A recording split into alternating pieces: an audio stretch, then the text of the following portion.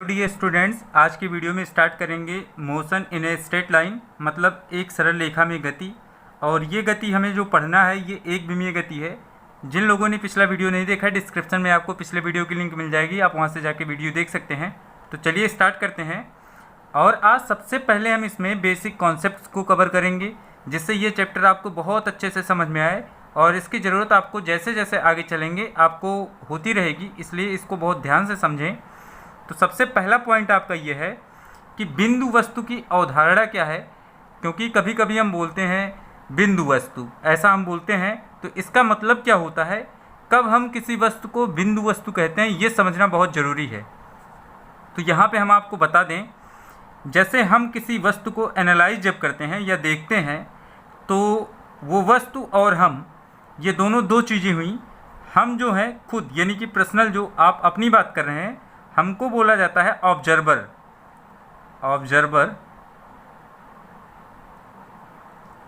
और यहाँ पे आपकी कहीं ऑब्जेक्ट होगी, ये आपकी ऑब्जेक्ट है।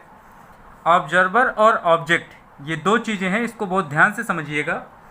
यहाँ पे अगर इस ऑब्जेक्ट के आकार को हम बनाएं, तो इसका कुछ आकार यानी कि साइज इसकी हम यहाँ पे डिसाइड कर दें। ये कुछ इतना है, यानी कि इसका डायमीटर अगर हम मान लें 10 सेंटीमीटर है, ऐसा मान लेते हैं। और ऑब्जर्वर यानी कि जो इसको देख रहा होगा या एनालाइज कर रहा होगा, उसकी बात हम कर रहे हैं। जैसे कि हम मान सकते हैं कि हम खुद ही हैं या आप हो, कोई भी हो सकता है इस स्थान पे। अब यहाँ पे अगर हम वस्तु और प्रेक्षक के बीच की दूरी को हम मान लें यहाँ पे 5 लाख किलोमीटर, 5 लाख किलोमीटर। यहाँ पे हम क्या मान रहे हैं कि वस्तु और प्रेक्षक के बीच की दूरी कितनी है, 5 लाख किलोमीटर, ऐसा हम यहाँ पे मान रहे हैं। अब यहाँ पे आप थोड़ा सा दिमाग लगाइए कि यहाँ पे ऑब्जेक्ट की साइज ज़्यादा बड़ी है कि ये दूरी ज़्यादा बड़ी है। यानी कि दूरी कौन सी हम कह रहे हैं, यहाँ पे आपका ऑब्जर्वर पॉइंट है, यानी कि हो सकता है आप ही हो यहाँ पे, जैसा कि हमने बताया। तो यहाँ पे हम लिख देते हैं प्रेक्षक, और यहाँ पे है वस्तु, ये हो गई आपकी वस्तु। इसके बीच की दूरी है 5 लाख किलोमीटर, 5 लाख किलोमीटर। अब यहाँ पे इसका मतलब क्या हुआ, इसका मतलब ये हुआ कि वस्तु की जो साइज है, यानी कि वस्तु का आकार इस दूरी की तुलना में बहुत छोटा है, बहुत कम है। तो ये वस्तु जो है इस प्रेक्षक के लिए बिंदु वस्तु होगी। या हम ऐसा कह सकते हैं कि यदि वस्तु द्वारा चली गई दूरी वस्तु के आकार की तुलना में क्या हो, बहुत अधिक हो, तो वस्तु को हम बिंदु वस्तु कह सकते हैं। एक कॉन्सेप्ट तो ये है। मैंने क्या बोला कि यदि कोई वस्तु है, मान लीजिए गेंद है, ये गेंद आपकी है, इसका डायमीटर बहुत छोटा मान लीजिए। इसका डायमीटर आप अगर मानते हैं कि 3 सेंटीमीटर या 5 सेंटीमीटर, कुछ भी मान लें, और इसको आपने लुढ़का दिया, और ये लुढ़कते लुढ़कते कहाँ तक पहुँच गई, 1000 मीटर तक पहुँच गई। तो अब 1000 मीटर और 3 सेंटीमीटर देखें, ये तो बहुत 3 सेंटीमीटर छोटा है, किसकी तुलना में, 1000 मीटर की तुलना में बहुत छोटा है। तो यहाँ पे वस्तु द्वारा चली गई दूरी अगर वस्तु के आकार की तुलना में बहुत अधिक हो, तो वस्तु को बिंदु वस्तु माना जा सकता है। ये आप समझ गए होंगे। अब ये गेंद यहाँ से यहाँ पे ट्रांसफ़र हो गई है, तो यहाँ से देखने वाला इसको क्या समझेगा, एक डॉट समझेगा, एक बिंदु समझेगा।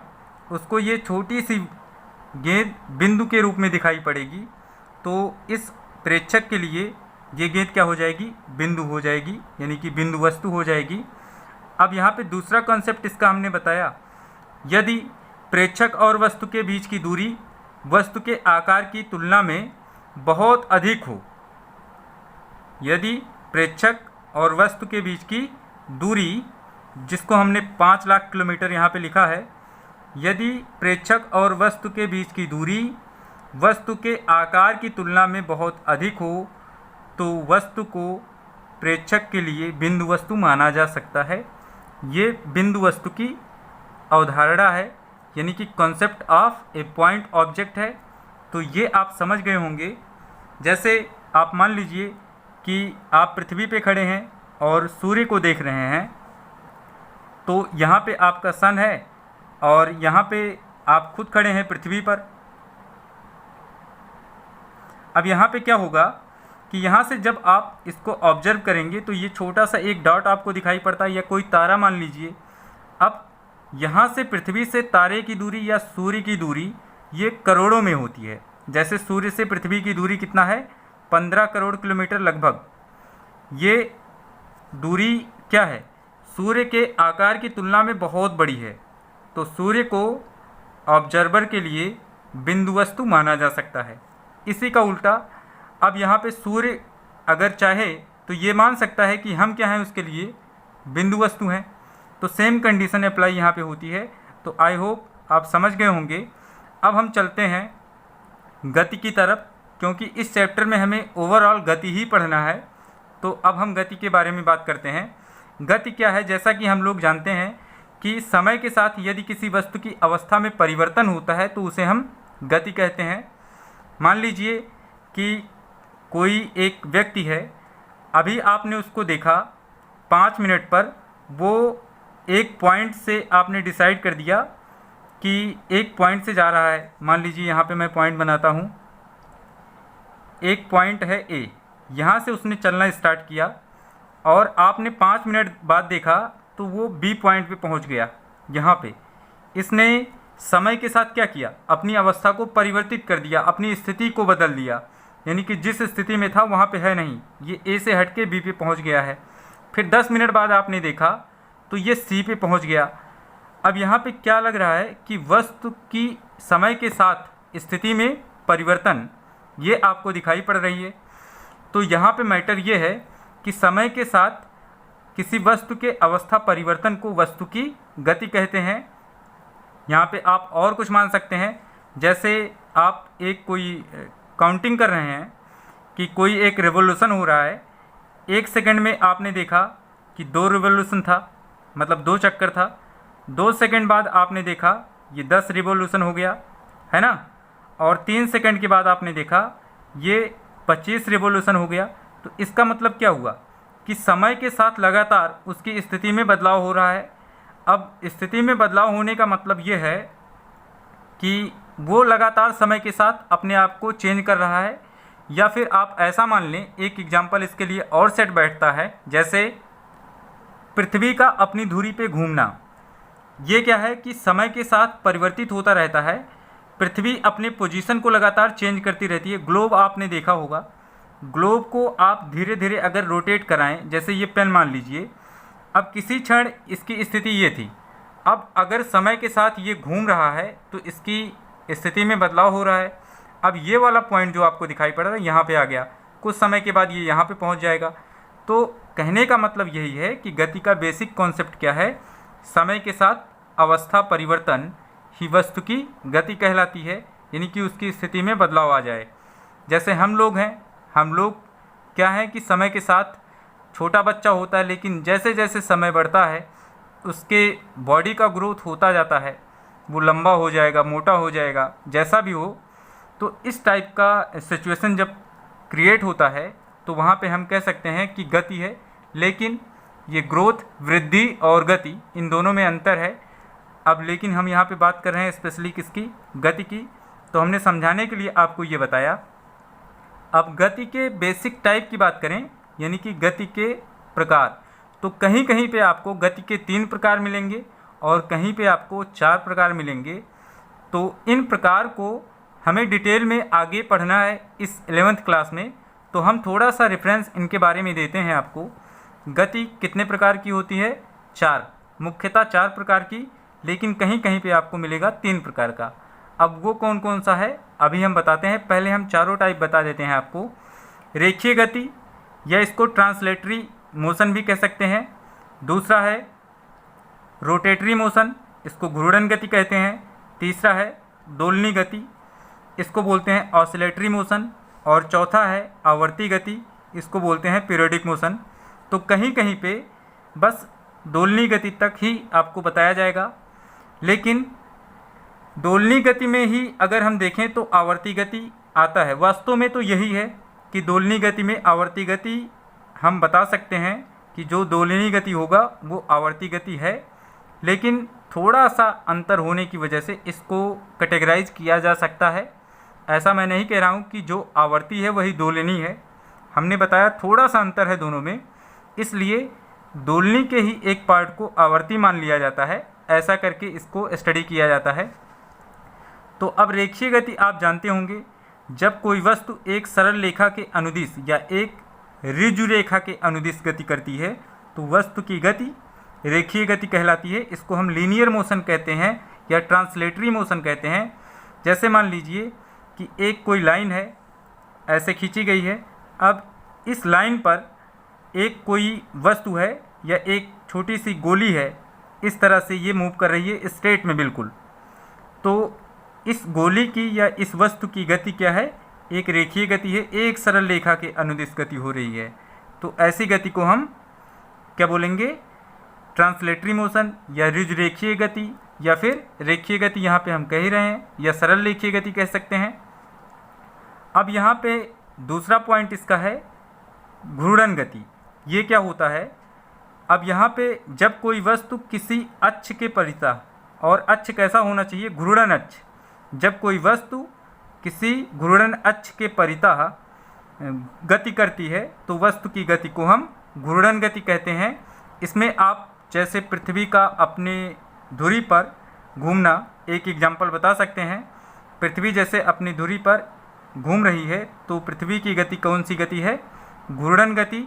और यहाँ पे बता सकते हैं जैसे कि आपका जो सीलिंग फैन होता है ऊपर, जब ये लाइट आने पर चलता है तो एक इसका घूर्णन अक्ष होता है, उसी के चारों तरफ इसकी पंखुड़ियाँ मूव करती हैं, तो ऐसी गति को हम क्या कहेंगे, घूर्णन गति कहेंगे।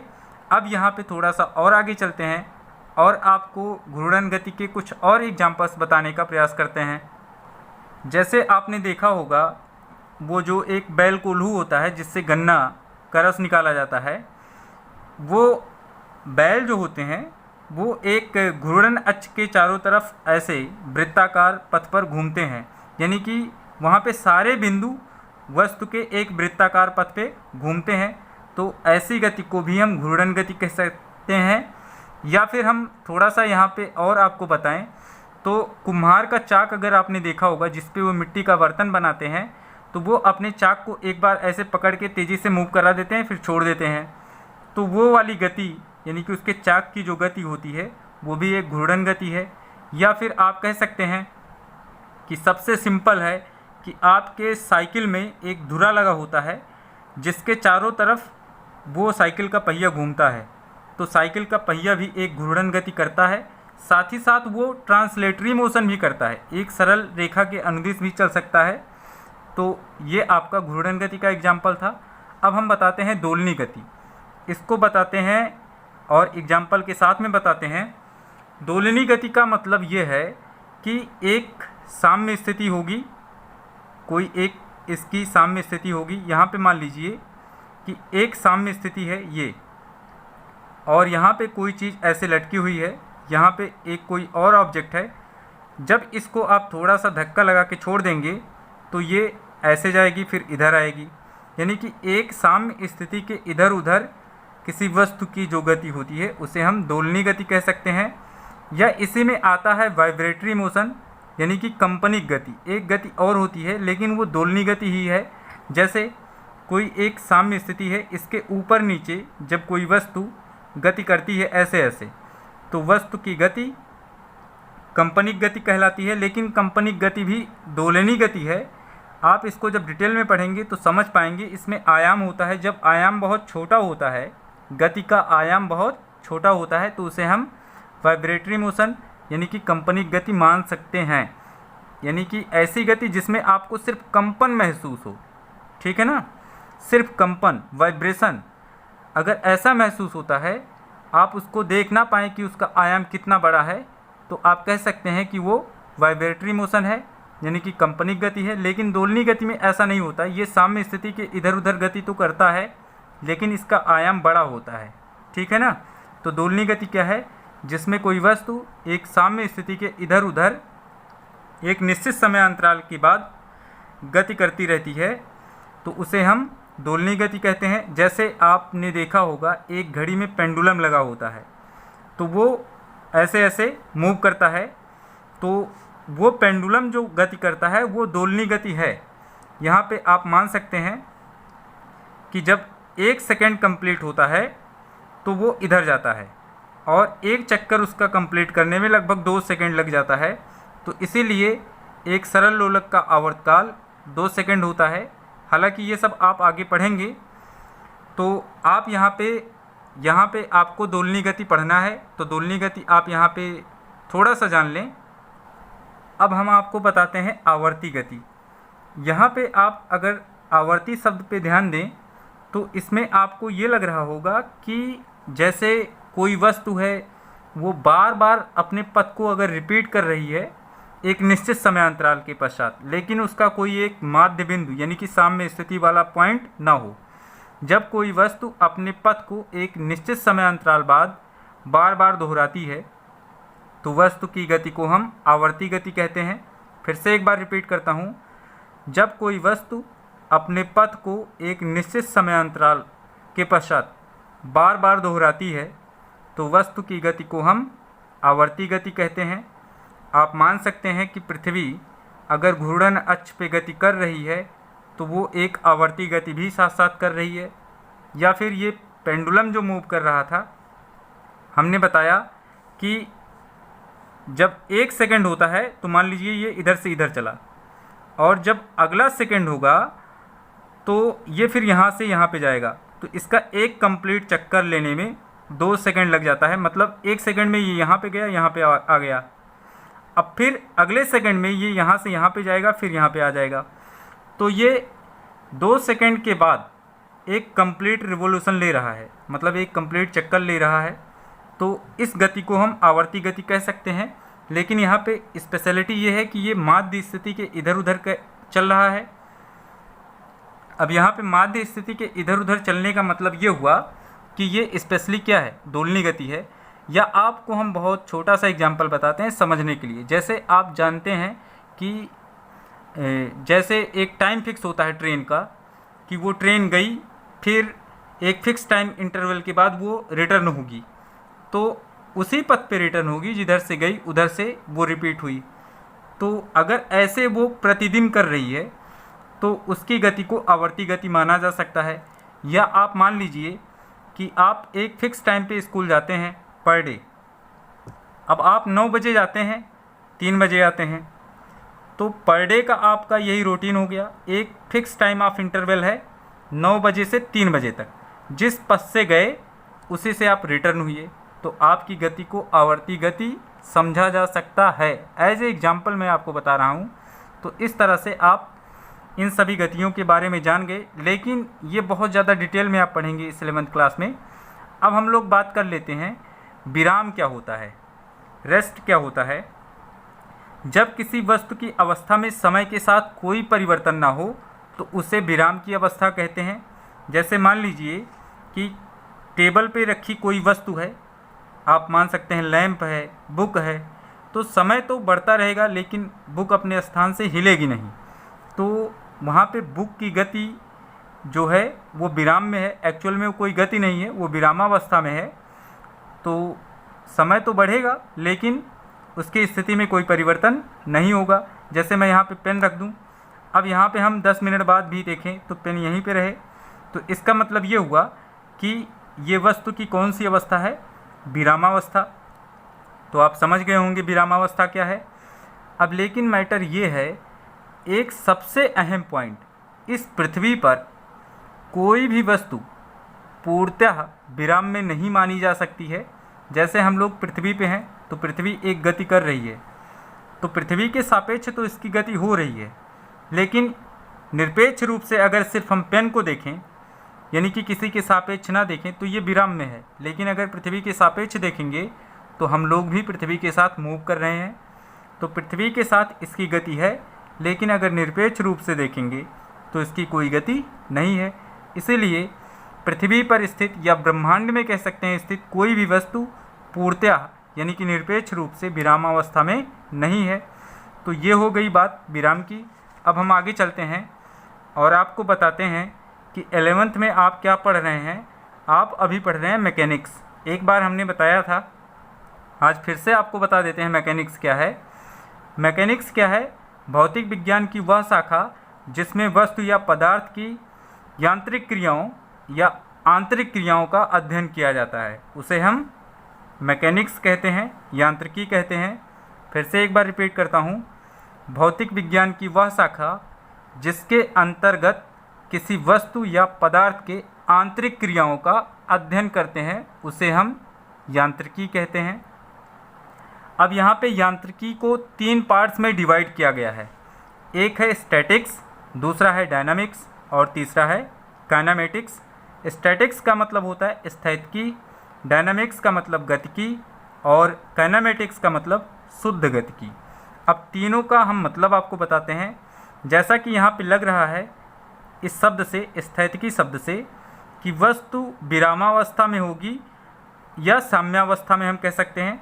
साम्यावस्था का मतलब ये होता है जितना फोर्स इधर लगे उतना फोर्स अगर इधर से लग जाए तो वस्तु किधर भी नहीं जाएगी, अपने स्थान पे ऐसे स्टेबल रहेगी, मतलब एक साम्यावस्था में रहेगी। मान लीजिए कोई व्यक्ति एक रस्सी को पकड़ के खींच रहा है, इधर से वो 5 न्यूटन का बल लगा रहा है। अब यहाँ से कोई व्यक्ति आए, यहाँ से भी उसको 5 न्यूटन का बल अपोजिट डायरेक्शन में मिल जाए इसी रस्सी को, तो ये रस्सी ना तो इधर जाएगी और ना ही इधर आएगी। अब इस केस में क्या हो रहा है, जितना न्यूटन का बल इस साइड में लगा उतने ही न्यूटन का बल इधर भी लग गया, तो रस्सी किस अवस्था में आ जाएगी? विरामावस्था में। तो ये इसकी कौन सी अवस्था हो गई? साम्यावस्था। या हम कह सकते हैं आप किसी दरवाजे को खींचें खोलने के लिए, लेकिन दरवाजे के अंदर से भी कोई उतना बल लगाए उसको ना खुलने देने के लिए, तो वो दरवाज़ा किस अवस्था में होगा? साम्यावस्था में। तो स्टैटिक्स क्या है? इसमें वस्तु की विरामावस्था या साम्यावस्था का अध्ययन किया जाता है। मतलब यांत्रिकी की वह शाखा जिसके अंतर्गत वस्तु की विरामावस्था अथवा साम्यावस्था का अध्ययन करते हैं, उसे हम स्टैटिक्स कहते हैं, स्थैतिकी कहते हैं। अब डायनामिक्स क्या होता है? इसमें वस्तु की गति का अध्ययन करने के लिए उत्तरदायी कारणों का भी अध्ययन करते हैं। मतलब इसमें वस्तु की गति का अध्ययन उत्तरदायी कारणों के साथ करते हैं। कौन से उत्तरदायी कारणों के साथ में करते हैं? गति के लिए उत्तरदायी कारणों के साथ में वस्तु की गति का अध्ययन जिस शाखा के अंतर्गत करते हैं उसे हम गतिकी कहते हैं। फिर से रिपीट करता हूँ, किसी वस्तु का या किसी वस्तु की गति का अध्ययन यदि हम कारणों के साथ करते हैं तो उसे हम गतिकी के अंतर्गत लेते हैं या गतिकी के अंतर्गत कहते हैं। तो यहाँ पे इसकी बहुत इजी डेफिनेशन है। तो यहाँ पे आप इसको ऐसे लिख सकते हैं कि यांत्रिकी की वह शाखा जिसमें वस्तु की गति का अध्ययन गति के कारणों के साथ किया जाता है, उसे हम गतिकी कहते हैं। अब गति के कारण का मतलब यह है कि गति किस बल के कारण हुआ या क्यों हुआ, वो मतलब गति का कारण मतलब क्या, कि गति हो रही है लेकिन किस बल के कारण हो रही है, क्यों हो रही है। जब उस पर बल लगेगा तभी गति हो सकती है। तो यहाँ पे गति के कारण में मतलब कौन आएगा? बल। ठीक है ना। इसमें वस्तु की गति का अध्ययन तो करेंगे, लेकिन जिस बल के कारण गति हो रही है उस बल का भी अध्ययन करेंगे। अब शुद्ध गतिकी क्या है? यहाँ पे हम बोलेंगे यांत्रिकी की वह शाखा जिसमें वस्तु की गति का अध्ययन गति के कारणों के बिना करते हैं, उसे हम शुद्ध गतिकी कहते हैं। इसमें वस्तु की गति से सिर्फ मतलब होता है, उसके कारण से मतलब नहीं। जैसा कि आप मान सकते हैं कि कोई गेंद अगर फेंकी गई तो वो गति कर रही है, कौन सी गति कर रही है, बस इससे मतलब है। अब वो कितना न्यूटन के बल से फेंकी गई या कौन सा बल उस पर काम कर रहा है, इससे मतलब नहीं है। मतलब सिर्फ वस्तु की गति से है। तो आप इसको ऐसे बता सकते हैं कि यांत्रिकी की वह शाखा जिसके अंतर्गत वस्तु की गति का अध्ययन गति के कारण के बिना करते हैं, उसे हम शुद्ध गतिकी कहते हैं। अब हम चलते हैं आगे की तरफ और आपको कुछ इम्पोर्टेंट पॉइंट्स बताते हैं। अब हमें जानना है कि निर्देश फ्रेम क्या होता है, जिसे हम निर्देश तंत्र भी कह सकते हैं। ये क्या होता है, यहाँ पे जैसा कि लग रहा है निर्देश शब्द मतलब कोई ऐसा सिस्टम जिसमें आपको कुछ फिक्स इन्फॉर्मेशन मिले, उसे हम निर्देश तंत्र कह सकते हैं। इसके अंतर्गत क्या होता है कि किसी वस्तु या किसी कण की स्थिति का बोध होता है। निर्देश तंत्र के द्वारा किसी वस्तु या किसी कण की स्थिति का ठीक तरीके से बोध हो जाता है कि वो कहाँ पे है, कैसी है, और जिस समय पे आप चाहेंगे उस समय पे उसकी स्थिति बता दी जाती है। तो निर्देश तंत्र क्या है ये आप यहाँ पे देख लें। किसी घटना के घटित होने वाले स्थान या किसी कण की स्थिति ठीक प्रकार बताने के लिए तीनों लंबवत अक्षों का समुच्चय निर्देश तंत्र कहलाता है। यहाँ पे इसका मतलब ये है कि जब आप किसी कण की स्थिति बताते हैं तो आप जानते हैं कि कितने लंबवत अक्ष होते हैं, 3, x, y और z। ये तीनों परस्पर एक दूसरे के लंबवत होते हैं। अब मान लीजिए कि कोई कण एक है, P मान लीजिए यहाँ पे है। अब आप इसकी स्थिति बताना चाह रहे हैं तो इसको आप ऐसे ज्वाइन कर सकते हैं। ये कुछ इस तरह से होगा, यहाँ से इसको आप ज्वाइन करेंगे। अब आप कैसे बताएंगे कि इसकी स्थिति क्या है, P की स्थिति है x, y और z। मतलब ये x अक्ष पे इतनी दूर पे है, y अक्ष पे कितना है, y अक्ष पे इसकी दूरी ये है, मतलब यहाँ से यहाँ तक की दूरी मान सकते हैं।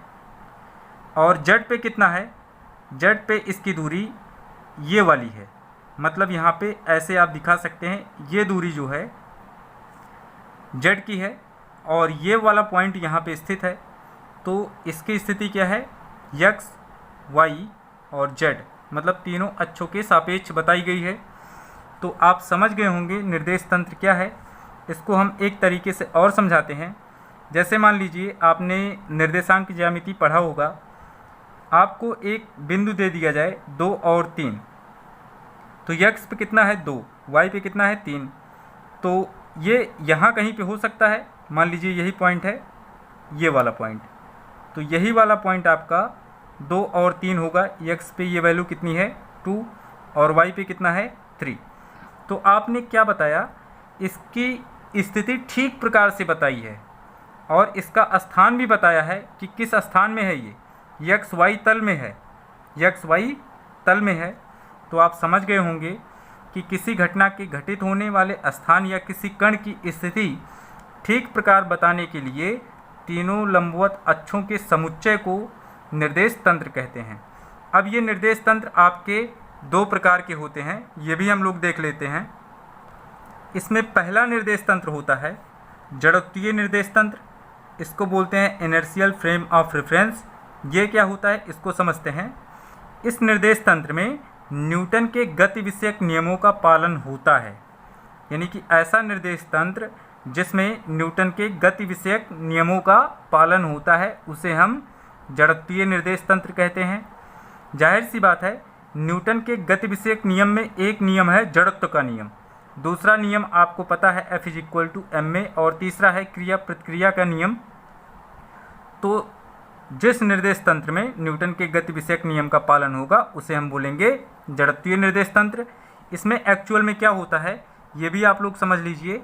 यहाँ पे अगर जड़त्व के नियम का पालन हो रहा है तो मैटर ये है कि क्या होना चाहिए, यहाँ पे इसमें किसी वस्तु पर कोई बाह्य बल कार्य नहीं करता है, ऐसा आपको यहाँ पे लगेगा। जैसे आप अगर देखें तो जड़त्व का सिस्टम ये है कि यदि कोई वस्तु गत्यावस्था में है तो गत्यावस्था में रहना चाहती है, विरामावस्था में है तो विरामावस्था में रहना चाहती है ना, जब तक कि उस पर कोई बाह्य बल कार्य ना करे। तो यहाँ पे इसका मतलब ये है कि इस निर्देश तंत्र में कोई बाह्य बल कार्य नहीं करता है। अगर बाह्य बल कार्य नहीं करेगा तो वस्तु में त्वरण भी उत्पन्न नहीं होगा, यानी कि वस्तु का त्वरण हमेशा शून्य होगा, या हम यूँ कह सकते हैं कि वस्तु एक सरल रेखा में गति करेगी। यानी कि जड़त्वीय निर्देश तंत्र के अंतर्गत वस्तु एक समान रूप से गति करती है, एक समान गति करती है, यानी कि एक समान वेग से वो गति करती रहेगी। और एक समान वेग से अगर वो गति कर रही है या एक समान चाल से चल रही है तो उसमें त्वरण क्या होगा, हमेशा 0 होगा। और त्वरण अगर 0 हुआ तो इसका मतलब ये है कि इस वस्तु पर कोई बाह्य बल FEXT यानी कि एक्सटर्नल फोर्स कार्य नहीं कर रहा है। तो आप इसकी क्वालिटी समझ गए होंगे कि इस निर्देश तंत्र में न्यूटन के गति विषयक नियमों का पालन होता है, इसमें कोई बाह्य बल कार्य नहीं करता है, इसलिए इसका त्वरण हमेशा 0 होता है, अर्थात वस्तु त्वरित नहीं हो सकती है जब तक कि उस पर कोई बाह्य बल कार्य ना करे। तो ये कंडीशन है किसकी, जड़त्वीय निर्देश तंत्र की। अब यहाँ पे अजड़त्वीय निर्देश तंत्र जिसे बोलते हैं non inertial frame of reference, ये क्या होता है, जिसमें न्यूटन के गति विषयक नियमों का पालन नहीं होता है। इसमें किसी वस्तु की स्थिति समझने के लिए, है ना, उसकी त्वरित गति का ध्यान दिया जाता है।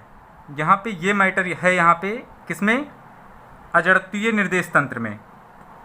तो आप इसको ऐसे लिख सकते हैं, वह निर्देश तंत्र जिसे त्वरित गति से गतिमान पिंड की स्थिति समझने के लिए प्रयोग किया जाता है उसे हम अजड़त्वीय निर्देश तंत्र कहते हैं।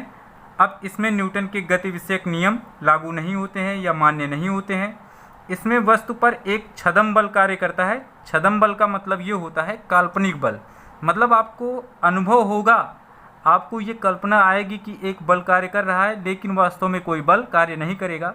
जैसे मान लीजिए कि आप एक कार में बैठे हैं और कार कहीं पे जा रही है, तो अचानक मोड़ आया। अब मोड़ पे जब ये कार टर्न करेगी, मुड़ेगी, तो आप किधर झुकेंगे, बाहर की ओर झुक जाएंगे।